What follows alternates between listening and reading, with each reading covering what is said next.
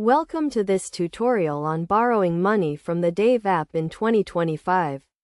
The Dave app is a financial service that offers users the ability to borrow small amounts of money to cover expenses. To get started, you will need to download and install the Dave app on your mobile device. Once you have installed the app, you will need to create an account by providing some basic information such as your name, address, and employment status. You will also need to link your bank account to the app, which will be used to deposit and withdraw funds. After setting up your account, you can request a loan by specifying the amount you need to borrow.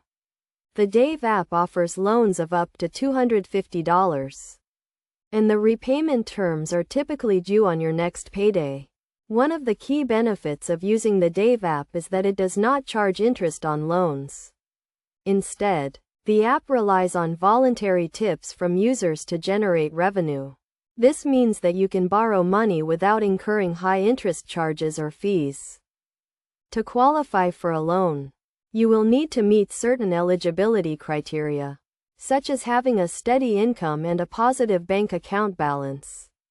The Dave app also uses a system of credit checks and risk assessments to determine your creditworthiness. When you borrow money from the Dave app, it is essential to make timely repayments to avoid any negative consequences on your credit score. The app allows you to set up automatic repayments, which can help ensure that you never miss a payment. In addition to borrowing money, the Dave app also offers other financial services, such as budgeting tools and account alerts.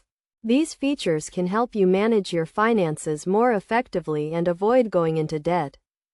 In conclusion, the Dave app is a convenient and affordable way to borrow small amounts of money. By following the steps outlined in this tutorial, you can quickly and easily access the funds you need to cover expenses. Remember to always borrow responsibly and make timely repayments to avoid any negative consequences on your credit score.